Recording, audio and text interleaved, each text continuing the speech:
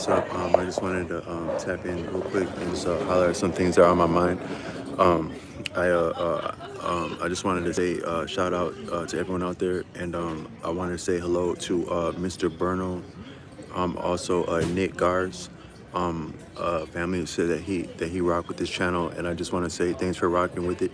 And if the message say something to you, then it's to you. It's like there used to be this thing called Fubu.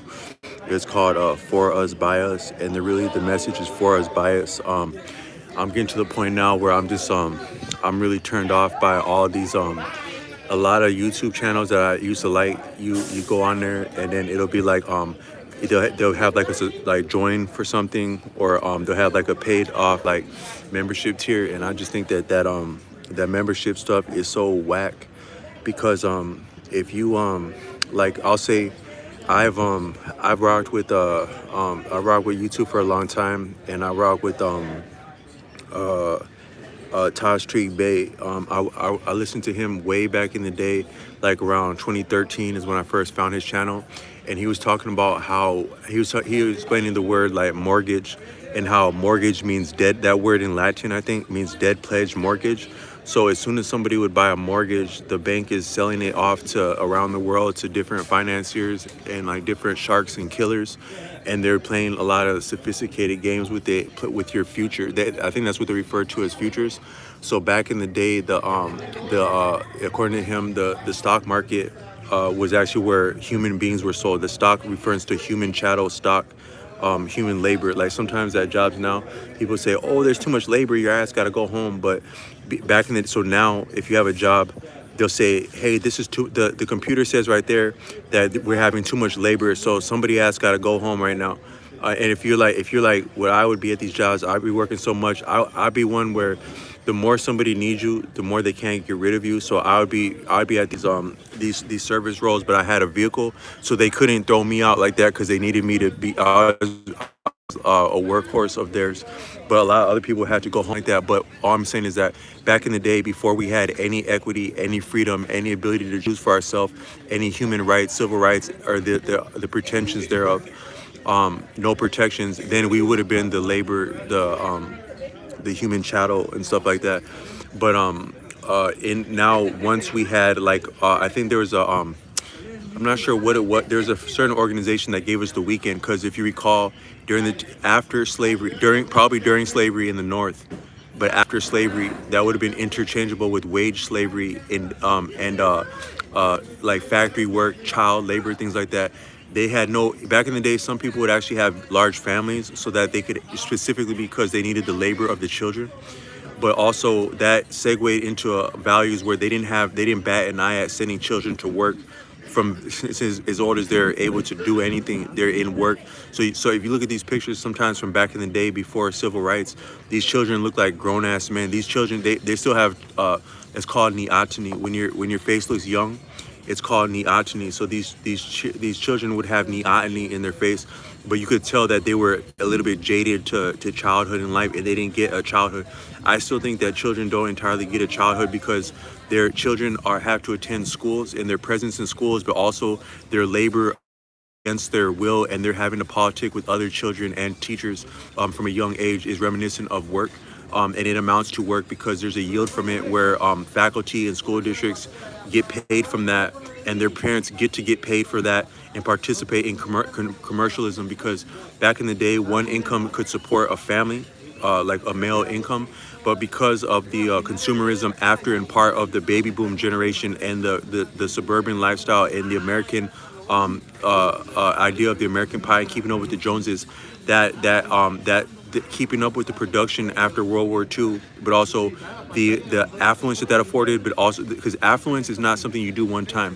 You don't just spend money one time. You have to maintain what you spend money on, and so you have to maintain that inertia of that spending, and that requires, so you're actually locked in. Once you start spending money, you're actually locked in. So sometimes you would think that, well, if you make $1 million, $10 million, $50 million, that you're scot-free and clear. That's not necessarily so, because if you're spending more, if you're making more, you're spending more, but nothing you do is a straight line and once and done is the difference. So you're initiating different cycles anytime that you spend anything. So those cycles are imminent and compounding and momentous and demand resources and expense, such that it required two people to come into the home, to the workforce. It required women to go into the workforce.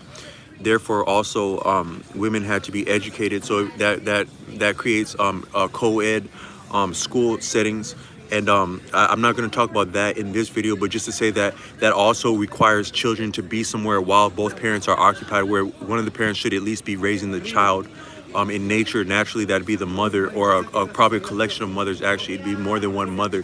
It'd be both. It'd actually be communal, but it'd be different mothers and women, and probably there'd be some distinction along the sexes, but it would actually take more resources to nurture the children appropriately in sets of, because children do yet need to socialize in groups, but not necessarily the standardization and the mass corralling of schools at all, public or private, such that the reality of school is part of, to my take, consumerism and materialism, and is necessitated by the inertia, but it amounts to a form of child labor now that some children even have to go to pre-K ostensibly for their best interest and for their advantage over other students, but them needing to compete with their students, and also them needing to be somewhere sometimes beyond pre-K is part of the greater rat race and inertia. But back in the 1800s, they would have been putting the students not only to academic labors and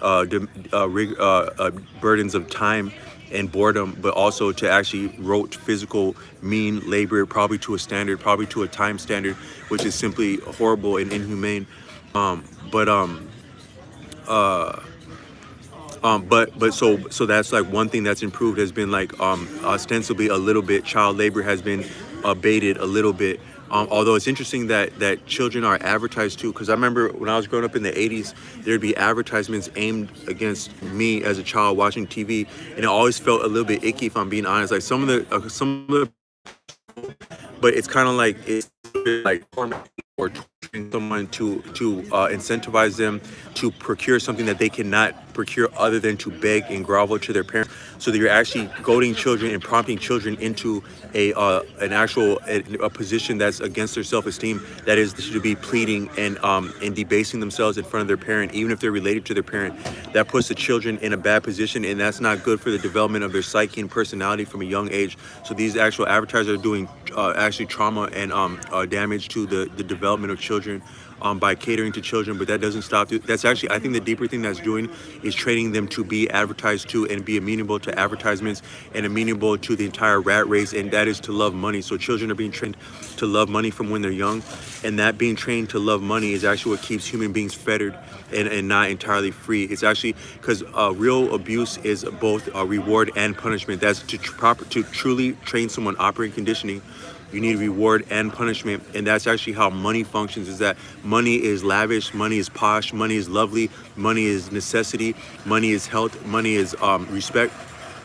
So many things, but also money is torment, obligation, duty, and abuse in a lot of settings. But because money both taxes us, we're taxed in our time and labor and our freedom and agency, which amounts to stress and kills people.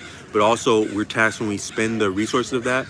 And then we're also catered to everywhere we go. The advertisements are catering, but also the products themselves are catering. Some food is more delicious than it has to be, more agreeable than it has to be. Things are actually cooler than they have to be. That's a deeper thing of reeling us in, just like no different than an angler would do to a fish. We're lured in, but it's very similar to abuse, because it's both the fighting and the making up. So the work and the duties and the demands is the fighting. The experience at work is a lot of times fighting. And then the things that we get from money, that we spend on money, and the sense of respect, self-respect, agency, and ability to choose, purchasing power, but more than that, choosing power. It amounts to that exact abusive dynamic of reward and punishment, and fighting and making and kissing to make up. So money keeps us So what I'm saying is that we have since slavery, since sharecropping, since industrialism, we had some protections at the beginning of the 20th century that protect our civil rights and some of our dignity as human beings. However, so I'm saying in the old days, the stock market would have been actually human beings presented as and understanding themselves as being understood as and being treated as chattel property that is like farm animals, animal husbandry. The schools still do that. They, according to Tashreeq Bey, the schools they will they rear the children, they marshal the children, they corral the children as actually animals, animal stock. They're trained in mass as animal stock. They're actually pitted against each other as animals are sometimes pitted against each other. And but the difference is that rather than them have all their decisions made for them, like if they were indentures, if they were outright what's called connotatively slavery, they have choices, which makes them actually fight harder, work harder, and actually believe in the system more, which actually is their undoing because of some of our intelligence now and our education itself. Our education could be our undoing. We could undo oppression with education. However, the staggering of education, the incentivizing of education, the competition of education keeps us from cooperating with one another and has us fighting tooth and nail for educational opportunities, which keeps educational from liberating us. So in a sense, education is a deeper bind. You can actually use anything to a positive or a negative effect. And so education itself, ostensibly, it's to improve outcomes, and it could be that. But the way it's presented and geared is that it's not that because of how competitive it is. But then with that competition, we have the ability to choose. The ability to choose is part of the effect of money, both the oppression of money, but also the compensation of money and what keeps us believing in it, invested in it, and keeps its power. Such that, so now, so I'm saying is that in the old days, we would have been chattel property, labor, stocks, and that's what's traded on the stock market. Stocks and bonds, human stocks, human bonds, humans as bonds, bonded servants, and human stock, chattel stocks, slavery, indentured servitude, and slavery. Different mechanics, but same intents and purposes, same outcomes, same caste structure, more or less. It'd be different in different regions of the Americas and the colonies abroad the world, but it would amount to deprivation and skewing of equity and power, privilege, entitlement, imperialism. But to summarize, all that would be nepotism, in-group preference. But because of the sophistication of technology, understanding, and some of economy, and then the changing from more of private property, private estates, wealth like that, entitlement like that, to a more consumerism where we still have entitlement. That's some of the redundancy, I think, of higher education, is because a lot of people would say, what are we doing with higher education? With higher education, we're seeking to replicate entitlement, because what do we get in a school? You get titles, degrees, which are entitlement. However, entitlement exists differently in consumerism, commercialism, materialism, digitalism, industrialism than it did with less of sophisticated technology. So the actual schools, the colleges, they appear to be redundant, and they likely are, because entitlement in itself, arbitrary stature in itself, doesn't function the same way with some of the sophistication, like in competition that's at play in commercialism, consumerism. However, the schools are sophisticated enough to be a part of that. They're actually what keeps that sophistication at play, because they are yet sophisticated. But it's a sophisticated, somewhat arbitrary, but yet some yet actually preserved, and just another iteration of privilege and entitlement upon the modern lines and some of the gaming of the least of liberties that we have. But the difference is, in the past, we would have been traded as stocks and bonds, bond servants, human chattel stock, but now we're traded as futures. So the sophistication of our agreements, our contracts, they amount to playing off our future. So you could say a mortgage would be like that. A car note would be like that. A bank loan would be like that. A student loan would be like that. And even people that evade those snares, even an apartment lease would be like that, because your lease, if you're signed on a lease, that lease could be traded and sold, it like similar to a future, like a student loan or a mortgage, because it's a guarantee. It's a legal guarantee against. It's a actually bet against yourself, a guarantee against yourself, against your own earnings. That's nearly ironclad. Other except for extenuating circumstances and maybe miracles. And so even a lease is like that, because if you're, say you're in a lease for 6 months to year, so you evaded student loans, but you're in a lease with for 6 months to a year, you don't have 6 months to a year saving against that. So you're actually in danger and you're in jeopardy as long as you're there, whether you're sustaining that or not.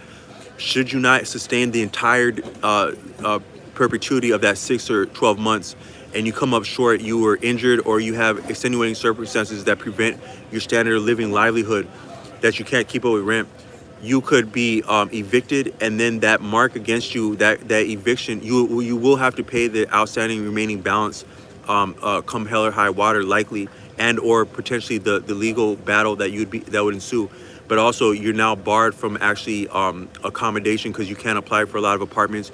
You can't even apply for subsidized apartments that are for people who are destitute. How bad you could get hurt from that and maimed from that. So that's an example of how your actual future is traded on the stock market, similar to the way stocks and bonds would have been in the past. So it's a modern iteration of that, and that's a way to evade the actual protections and human rights, so that we're still slaves and bond servants, and people with our futures compromised and owned outright and enjoyed even before we get to suffer earning what we're due. People can already redeem and cash out and trade the future value of our life, that is our future now. They can enjoy that now if they're in the right leverage now. And so that it just evades all of the protections that we have, and puts us right back where we had been. So as though nothing had changed, except for the sophistication of the technology.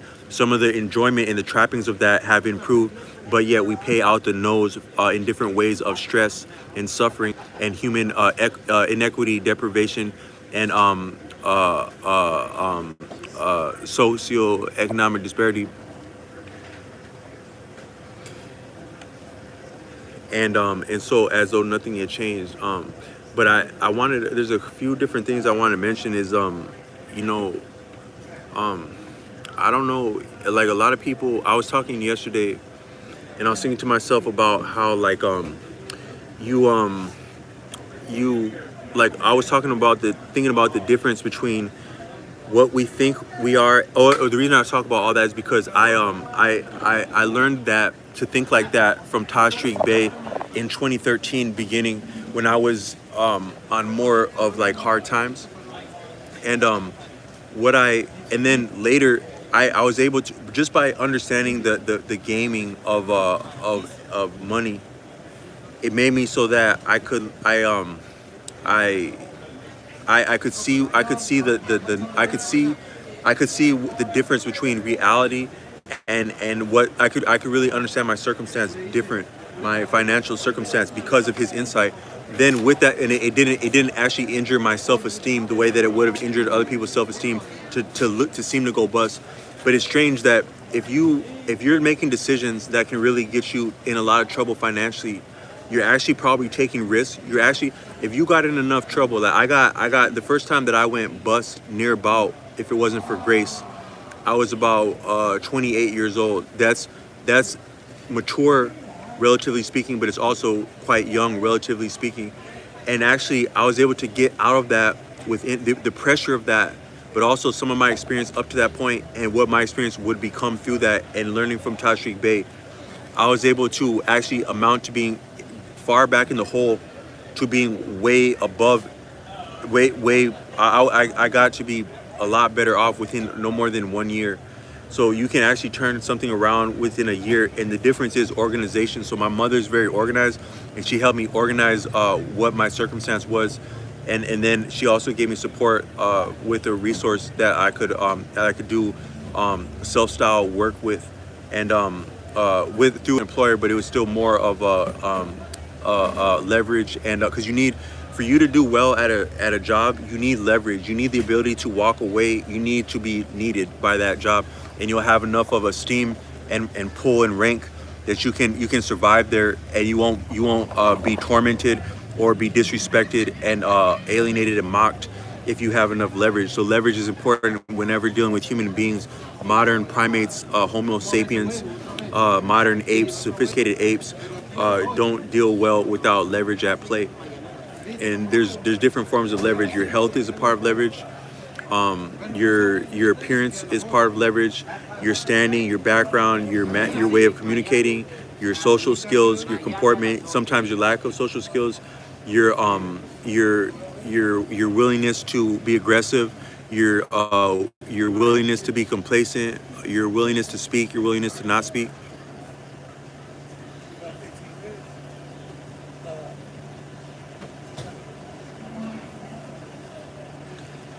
And so that helped, but then so I never, Tashi Bey didn't ask for it.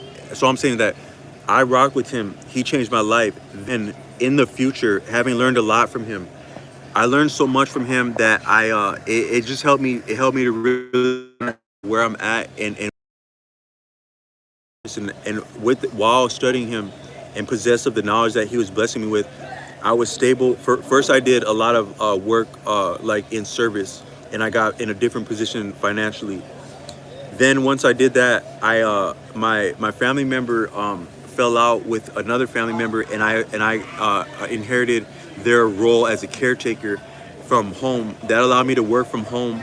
I sustained some very hard times in my life while at home, some hard circumstances in terms of my stature in the community, and being danger in terms of being at large, and even being at home.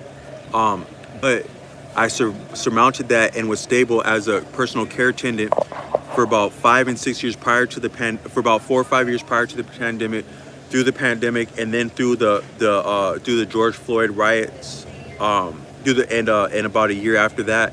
Then that track record, it helped me segue in and have the confidence also, because when I was there, I had honors. I was honored by that agency, the owner of that agency, and I was the employee of the year for the year of the actual pandemic, the frontline workers. I was the employee of the year for that year, late 20 into 21. They wanted to give me employee of the year, but then they had to just settle for 1 month. So they first started giving out they actually made an employee of the month award at that agency because they wanted to honor me. So I was the first ever inaugural employee of the month at that agency, but they could have picked any of the months. I had already been there for about 6 years by the time they did that, according to my feedback and their testimony. But that improved my confidence. And then I had already done a lot of driving as doing like delivery work, and then also I was driving in that job because I would meet disabled people at their homes throughout the Twin Cities. And also I supported my community in different ways with my vehicle, like helping people with alms, and then that would be in like a lot of inclement weather where those people wouldn't get dinner, or they wouldn't get what they need if I didn't go out and brave the cold. So I remember like one year, sometime where I'm at now, I was telling them it can damn well get like 60 below in Minnesota with the wind chill, and the dude was like, wait, 60 below? I was like, yeah, if you look up the polar vortex of 2019, we had something called White February in 2019. I was at that time I was working for a man who was terminally ill with cancer, Tony, and he owned his own. He inherited a house from like the 30s, like his family. Like it used to be an Italian neighborhood, now it's a largely black neighborhood. But he was Italian and he kept that house. But he had like an L-shaped drive walkway, a big, broad, long L walkway. He was on the corner, and that whole month of February 2019, it snowed like mad. It just non-stop snow, and he wanted it damn well cleaned every time. And I was doing that manually every time for 2019. It was actually a very formidable winter, 2019, 2018 into 2019, and then that would actually be the very it's actually kind of funny. The actual pandemic, the year of the pandemic, ostensibly 2019, COVID-19, that actually the beginning of that year, the early winter of 2019, was one of the most formidable winters ever in Minnesota, because we had the white February. February of 2019 was white February, but also we had some polar vortex. And at that time, I was also studying online, and all my teachers graduated were mostly in the East Coast, like Boston, New York, Berklee College of Music. And one of my teachers she had family in Minnesota, and she was on her way to visit Minnesota, but also in the late spring. But at that time in the winter, she's like, "Is it really like about to be like 60 below? Because I was seeing that you guys are going to be 60 below." So it was so actually cold that just between the car and the apartment building, you could actually break your corneas. It could break your eyeballs. It's so damn cold that it could break your eyeballs in less than a minute. Can you imagine? Get your eyeballs broken up, busted up, cornea, retina, fractured, solidified in a matter of seconds, 60 below with the wind chill. It's so cold it actually doesn't even feel cold. It make things go nuts. It just slap you a little. It's kind of like a slap. In a way, a slap doesn't hurt that bad, because if you slap someone, it just go numb like that. So it's so damn cold that you're just like, you're gone, you're dead, your eyes are broken. Cold as shit. It's so cold it doesn't even feel cold. It's just death. Polar vortex. But so I did that, and then at that time I became a school bus driver. Because my mother she had a terminal diagnosis at that. That's why I stopped being a personal care attendant, because by the spring of 21, my mother had a terminal diagnosis. She actually survived that, surmounted that, and made it past that without remission. But she was scared for her life then, and we didn't think she was going to make it, because that's what she told us. She wasn't going to make it. The doctor told her. So I appreciated that, even though I had loved that job and the flexibility of it, and the lifestyle of being able to like study and have flexibility, even as I was already in my 30s. When my mom got sick like that, I knew that meant serious. So I had to change I had to do something that I could support myself with, and I didn't know how to actually support myself, but I thought I had to make more money. So I tried to become a Class A CDL, but on my way to do that, I got recruited as like to be a over the road bus driver, like Greyhound. But in order to do that, you have to be a school bus driver, because the Greyhound won't trust you with it's kind of funny, like not funny, but the Greyhound won't trust you with people's lives in their hands, like without 2 years experience. But school buses will trust you with no experience, because they'll train you up like that. But you can, if you have enough experience as a driver that they trust you to hire you as a school bus. The actual larger vehicle, it's not that big of a difference from a car. It's a mentality shift. You have to mind you have just different blind spots, and you have to mind your corners differently, like especially rounding corners, both in traffic and like to your right, you have to mind traffic and concrete. To your left, you have to mind corners in traffic. And so that's the main, that's a lot of the difference. So there's actually not a big turn. It's funny, like when I first started driving buses, so I first started driving like these vans that look like Amazon as a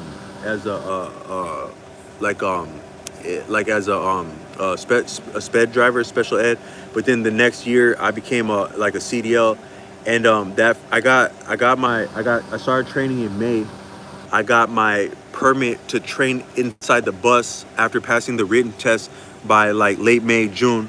I studied a lot in June, and I got my license at the very end of June. I passed the test. The hardest part was like when you pass your test as a CDL, you don't have enough experience to really know what you're doing inside the bus. But you convince them that you know the pre-trip, you understand what you're looking for when you got to check the bus. And then driving buses and rearing children and driving buses is a lot like dog years, because it's so difficult, and it actually it commands so much of your attention that you learn it quickly. So like a semester of being a school bus driver is almost like a year of doing something else, and like that. So it's actually like dog years. I had some veterans explain that, and that was my case too. But so I got my license in like the beginning of July. At that time, summer school started in Minnesota. So I did summer school in Minnesota for also special needs students. But I was inside like a little bus. It's like the small school buses, but they're actually more sometimes dangerous than the big school buses because they have more blind spots, and those mirrors can clip things if you because you can lose it. It feels like a small vehicle. It just feels like a van, but it's actually more awkward and more limiting visually than a van. So it's a lot more dangerous than a van, even though it's not a lot. It's not very, very big physically, although it's very heavy physically. Then after that, I went to Milwaukee in like the 2 weeks, because in Minnesota school started late, like in September, but I went to Milwaukee in like early August, and I did 2 weeks of school in Milwaukee in a big bus. But I had like this big ornate. They gave me this really difficult. It seemed like a really difficult route, but only one student would ride. So it's almost like a chauffeur. I was like in a big school bus as a chauffeur, but it was to a school near like Tetonia in Milwaukee, and I think it was called North something, and it was like one of the more it's one of the more reputable. It has more of the like North Minneapolis has a formidable reputation, but also this school North something in I don't mean to be flagrant with that, but it's been a while. But it was called North something in Minneapolis in Milwaukee. It has a reputation like that, and Milwaukee is said to be like Chicago's back, like the alley of Chicago. So Milwaukee is almost as like it's as I would almost say it's almost as real as Chicago, and to an extent, and a lot of people, and it's probably like a lot of the same people that live in Chicago would get back and forth to Milwaukee. And this was a formidable school there, but it was just me and this student, almost like a chauffeur. But those students, it's kind of interesting. Like I've done a lot of I worked as a school bus driver mostly in what would be considered rough urban neighborhoods.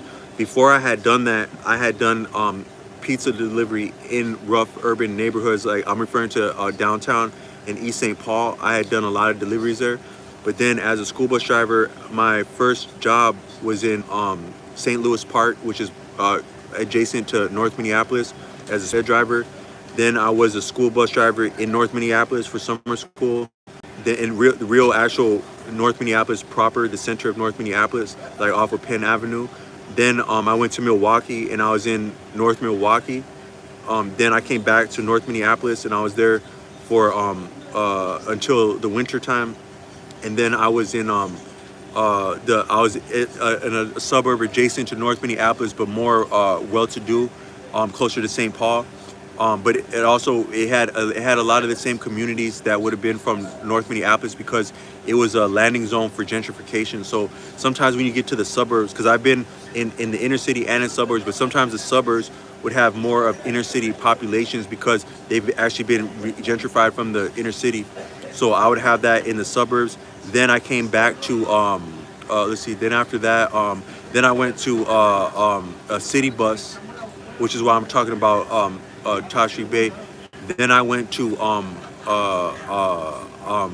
East St. Paul, which the East St. Paul is not have as it has a formidable reputation, but not that of North Minneapolis. But some of the students were actually a little bit more.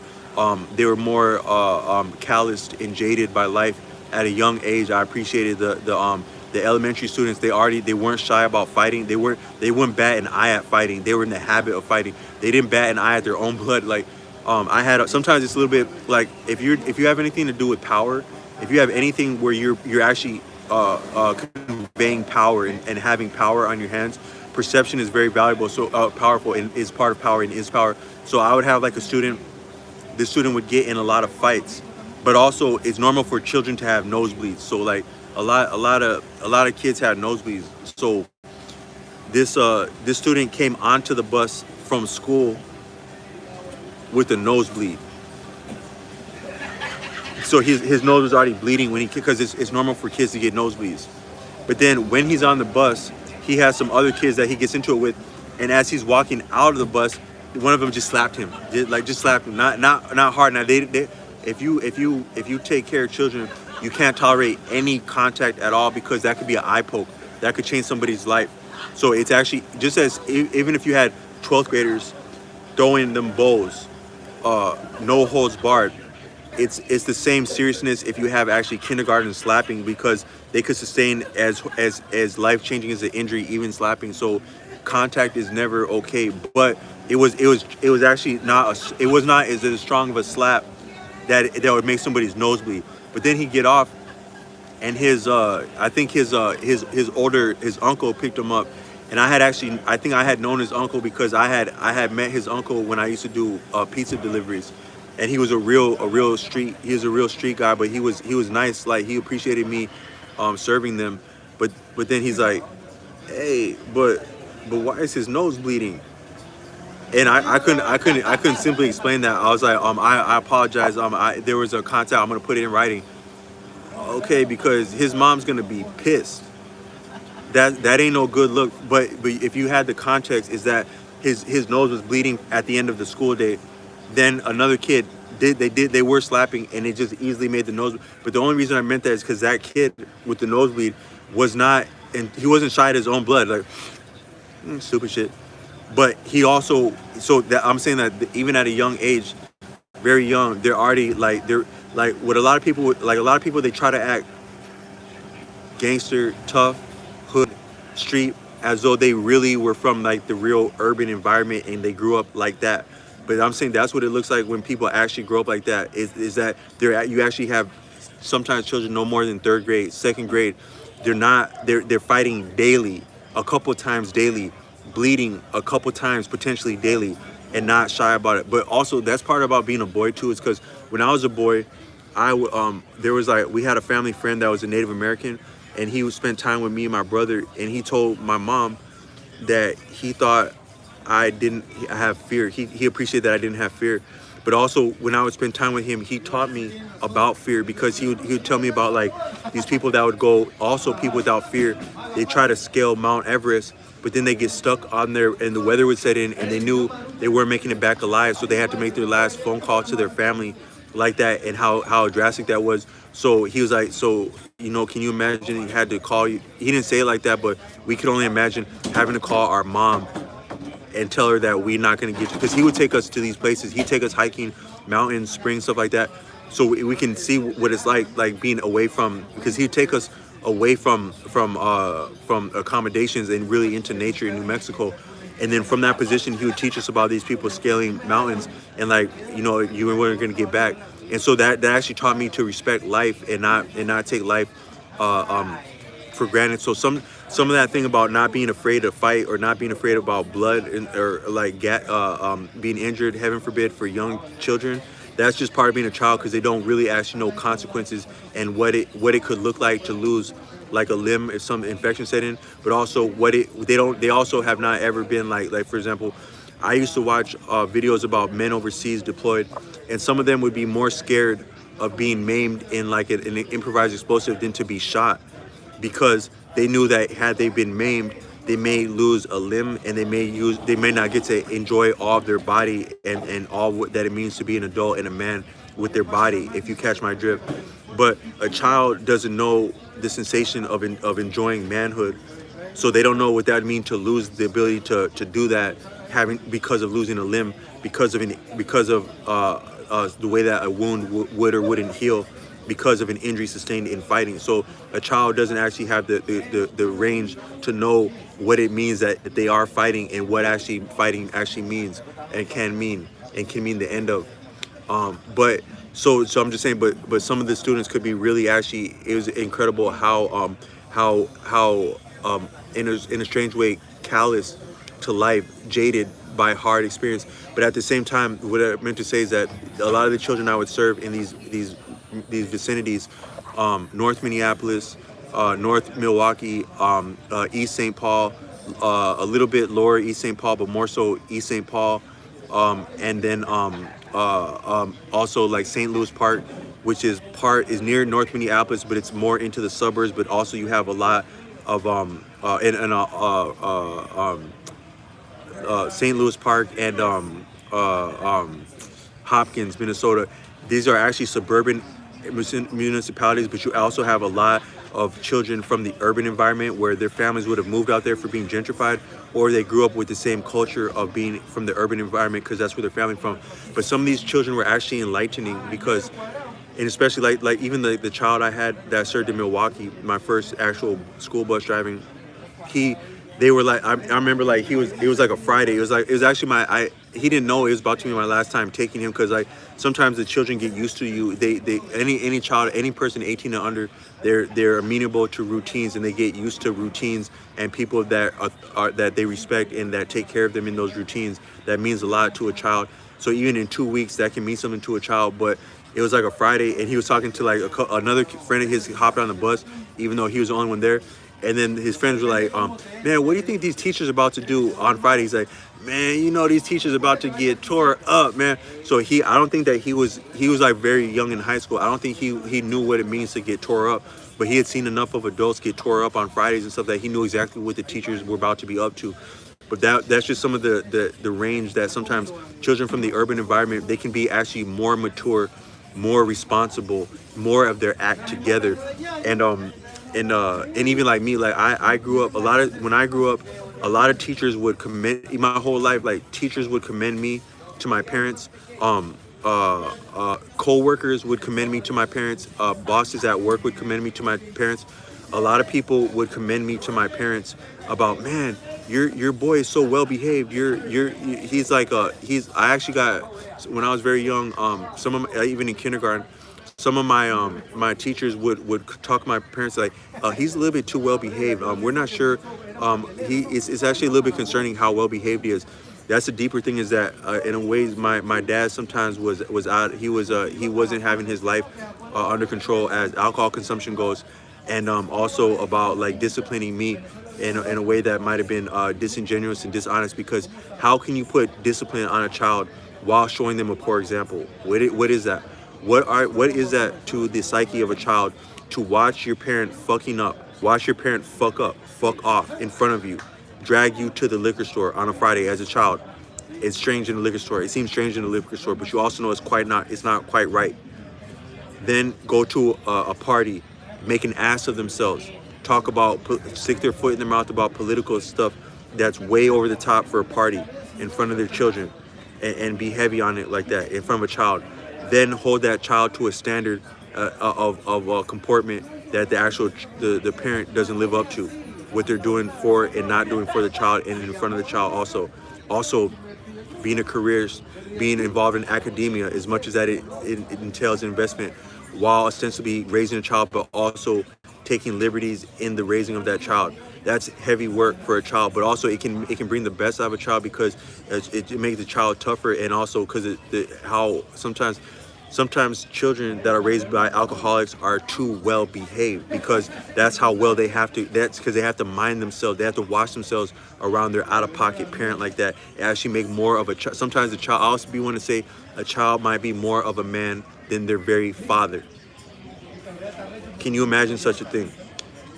Just like these children I began talking in this video about, that would be working since a young age, and would be more of a man than a lot of us are now, then before the protections of child labor. But can you also imagine then and now the child of an alcoholic being more of an adult than the parent, better of judgment, better of reasoning, better of discipline, better of emotions, better inclined, better engendered towards others and themselves, and even family, and even their out-of-pocket parent than the parent? That's a lot for a child, but it can make the child well-behaved, too well-behaved. So well-behaved is that they have difficulty as an adult, because they can't have fun and let it all hang out, because they're actually so disciplined and so well-comported that it makes it difficult to be human.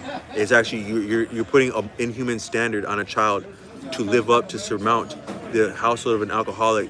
Then while an adult, they're actually too well put together, and they're too respectful, they're too accommodating, they're too pleasing, they're too placating, they're too deprecating, they're too humble, they're too great, they're too awesome, outstanding, talented, but also too great. They're too great for their own good, up under alcoholic like that.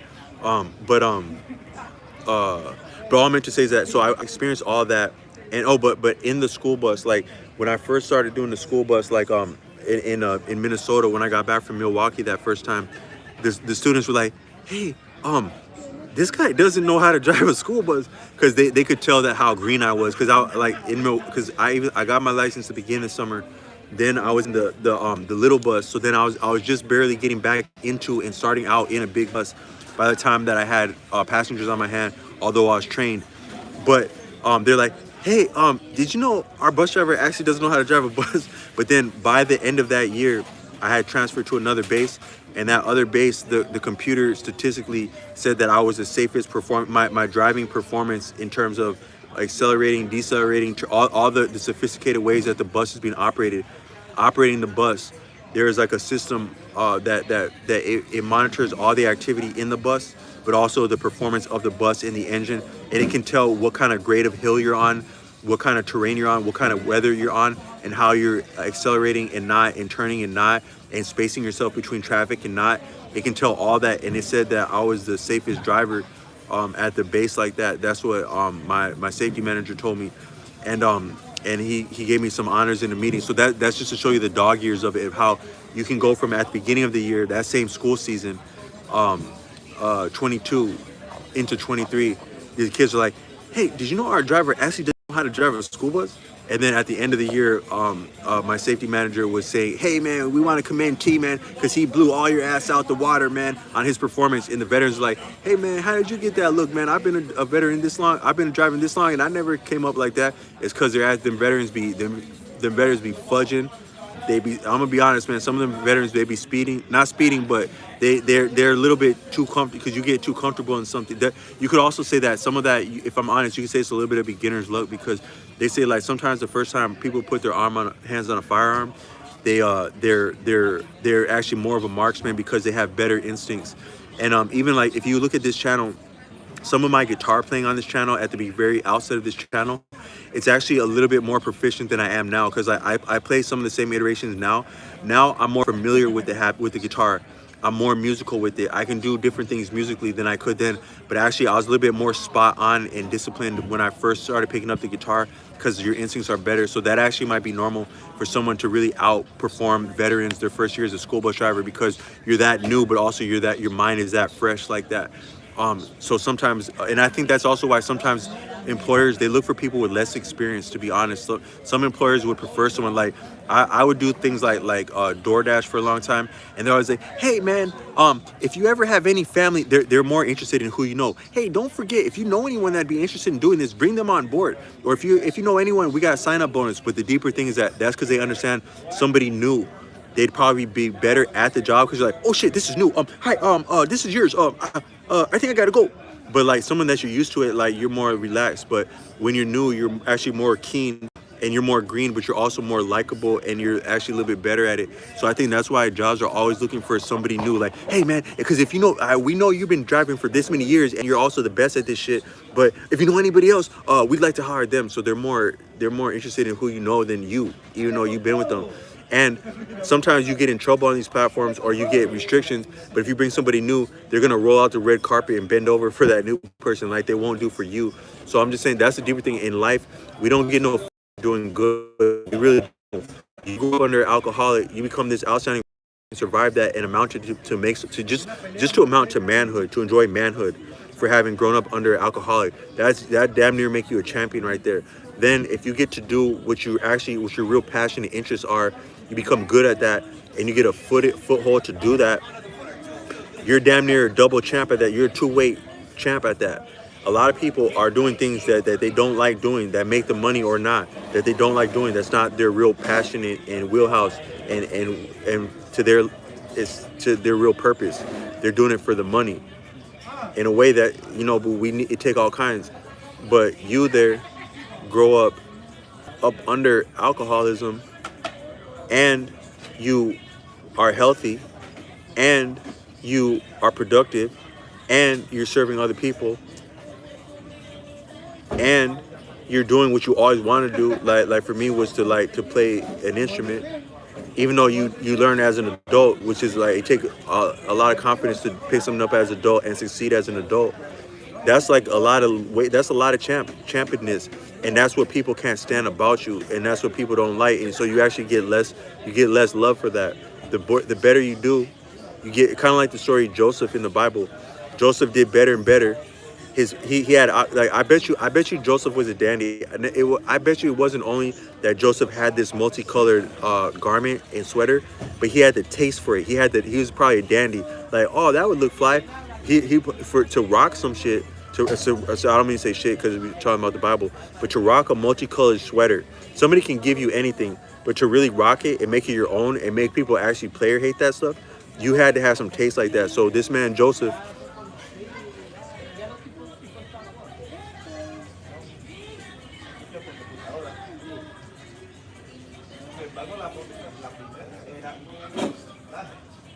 this man Joseph, he gets for his very for his art for his taste is talent. To my taste is talent. For Joseph, talent, taste in clothing, he gets sold into slavery. For his perceptiveness, his ability to reason and think abstractly, and he makes somebody rich. He makes the person rich. Their very spouse who would have been benefiting from that player hate Joseph and take a shot at him and his honor. He survived that. Then he blessed his family, and they're grateful, they're humbled, but they on a level they probably still don't like him, because once you don't like somebody, once you do certain things, you can't take that back. That's really who you are. It takes a certain kind of person to do a certain kind of thing to really mean harm to your family. That's who you are. If you can mean harm to your next of kin, that's who you are. That doesn't actually change. You can reform from that. You can reform from that. You can do better. You can appease that. You can pray to your higher power. But that's who you are. So this man Joseph, he got exactly punished for his contribution and his best and his talent. And so I'm saying that's like a lot of people that if you come through hard enough stuff, it make you better, but it makes some of your experience. You become better, you do better, but you don't always get better for doing better. And that's why I think maybe the real glory in life isn't to be recognized for who you are. It's not glory. Glory is knowing yourself. Because you know what you've been through. When you know what you've been through, and here goes somebody trying to take what you've been through by changing your understanding of yourself. They try to punk you. They try to dismiss you. They try to order you. They try to mock you. They try to malign you. They say something that's not congruent. Wi-Fi? Bet. So can you give me 5? Just 5. I'll house you. So they malign you. They go to take all that you are. That is, they go to take your perception of yourself, your esteem, in your own. Because a lot of people, I don't think they're not only impacted by how you look. Like, you can be aesthetically. A lot of people talk about tall people till they're blue in the face. Like, I listen to content creators that talk about dating. They're like, yeah, man, if you're very tall and you're also very good looking and you make a lot of money, that doesn't mean jack shit, because over here, this is what winning is. But you hadn't actually been that tall or that good looking to your and that tall and that good looking and that all that stuff you're talking about. So you actually aren't talking about someone else's experience. So that's vicarious and anecdotal. But you might be talking about what works for you. But the deeper thing is that it is true that you can be tall and good looking and ostensibly good looking and successful, talented, all that, and not win. We couldn't win like that. You could probably win big like that, or you may is easily and likely not win like that, unless and also you have esteem. But esteem is worth more than anything in itself. Money, personality in itself, standing in itself, stature in itself, accomplishments in itself, your esteem, your sense of being a person, your congruence, and also within that, the main way that'd be conveyed is your voice, how you express yourself. But your voice is also heard in silence. So your voice is heard when speaking, but also when silent. But your true voice, which actions speak louder than words, whatever you're saying with your actions, with your existence, with your talents, with your speaking voice, with your singing voice, with your writing voice, with anything that you do to express yourself, your esteem is what is impressive about you, is what people would like. Some people would say that oh, you're more likable or you're more attractive if you are attractive to other people, or you're highly appraised in other people, or you're easy to walk, you're not available. That's a function and a byproduct of having esteem. But esteem is what counts, because that stuff can be faked. It can be enjoyed while being faked, and also be discovered being faked, and be revealed for being fake. But what can't be faked, and what that other stuff is a part of when it's dialed in and clicking, is your esteem. But I'm saying that esteem is what glory is, and what the way it is that when you've been through enough, and you've been fucked over and fucked with and fucked off enough, that here goes someone try to change your understanding of you or affect you, but you have been through enough that you understand where your wiggle room is to stand up for yourself and where it isn't, and you choose to stand up for yourself in the affirmative. Then somebody else seeing you, seeing yourself being seen by somebody else, seeing themselves, seeing you, seeing them, and them trying to change you and your sense of you, and you call them out to their face like that. Now you prove to yourself who you are, because you had been who you are by being who you are. Then here goes some jackass try to change that for you, take that from you, as they will. That's guaranteed in life. Death is taxes. Death and taxes are guaranteed. So is people taking from you, stealing. That's tax is another word of stealing. Tax is actually stealing, because you can't compel someone to give you anything and be equitable about it. If you are compelled, if you look up compel and impel, they mean the same. You compel and or impel someone, that is coerce someone against their will, through social pressure, through a sense of duty, through a sense of ethics, through anything. But it's your hand that moves their hand to give to you. You have stolen from that person, and so dying and being taken from you is your esteem. Your probably enjoyment of life is also your esteem. I care for someone who was quadriplegic, had lost sensation in all his body. However, he could still move his fingertips, and he could enjoy surfing online, the internet, watching television, and then also he had some resources, so he had procured a van that could be operated by a care attendant and take him where he'd like to go, so he can still enjoy outings. I think he may have actually still been able to enjoy eating, because if he had enough sensation down to like his fingertips. So I think he still had like a couple of his cervical vertebrae, and he would have still been able to taste things. And then he would drink beer sometimes and be able to enjoy that with less of sensation. And so commendation for him. I'm glad for him that he could still experience a buzz like that. I wonder if he was able to experience THC since it became legal. That's after I was serving him. I hope he has been able to. He taught me a lot of discipline, because he didn't pull any punches with me, and I had to do a lot of cares for him, and he didn't pull punches, but it made me better and more attentive to detail, and also understand deprivation and disability, and some of the emotional back repercussions that come for that, for people and people in their life.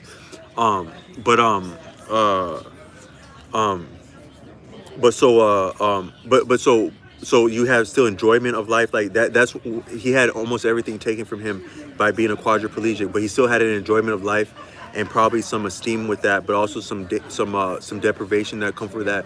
But your esteem is the most valuable and attractive thing about you at all, period. I think your esteem, your sense of esteem, not only self-esteem, just esteem. Esteem can be for other people, for other things, and for oneself, and a combination thereof, because our sense of self is in between all that. But that's what can't be taken, but that's what damn sure will be taken. I don't make prescriptions on this channel, because I think prescriptions are a different form of condemning, because you're condemning someone else's judgment, their ability to learn other things past what you're telling them, their ability to do for themselves, and learn and err and do well. You're dismissing all that and condemning all that when you make a prescription for someone. But I can guarantee, I can damn near, the only thing I'll say is prescriptive on this channel and guarantee is that when you do well, as a person does well, you amount to different degrees of esteem, and the esteem is part of the ability to do well, because it takes confidence to have agency and skill.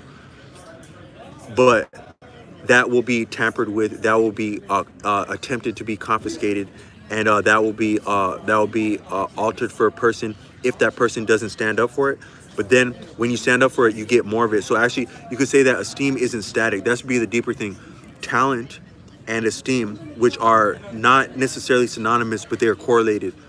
Talent and esteem they cannot be stagnant. Your esteem and also your talent cannot be stagnant. I have a skill set of playing guitar, but my guitar shall not stay the same stagnant, because if I don't practice, I am going to that skill set will perish. It's a living skill set, so thereby it's a perishable skill set to play an instrument.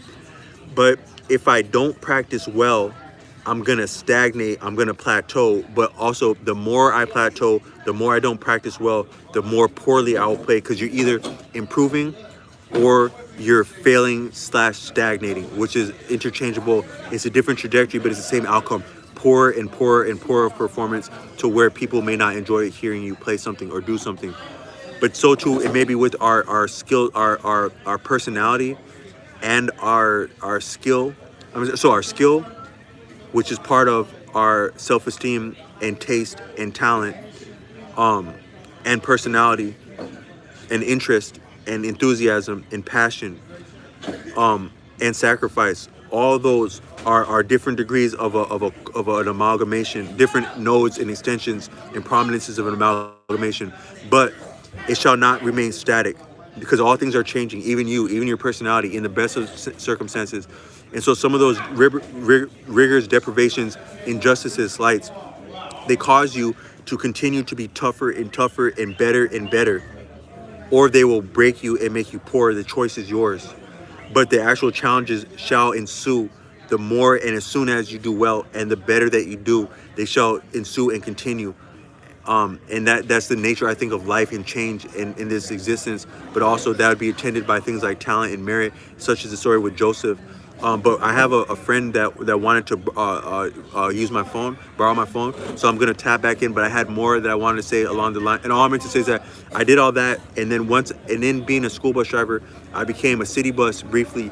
And when I became a city bus, I sustained a bonus, and I used that to contribute to the actual organization that Tashri Bey is a part of, the House of Reawakening Minds. And I compensated him a lot more by including uploading some of my success and bonus as a city bus driver, more than I would have by giving small donations to his channel. He never asked me for that. That was my own charitable donation to what they're about. But he had blessed me a lot over time. He changed my life, also my personal life, also my financial life, was his contribution. So I in the Bible they talk about first fruit offering. So I was actually replicating a first fruit offering, which is that my first fruits of a new career as a city bus driver was to bless this man who changed my life and what they're about. But that's a deeper conversation, a realer conversation, than to ask people for something. So I think that if you offer value, like I tend to offer in this channel, that I don't ask or intend to ask outright for anything outright, that is to monetize or have a membership tier, because that would change my engendering of my message, my inclination towards an audience. I'm about to be right here.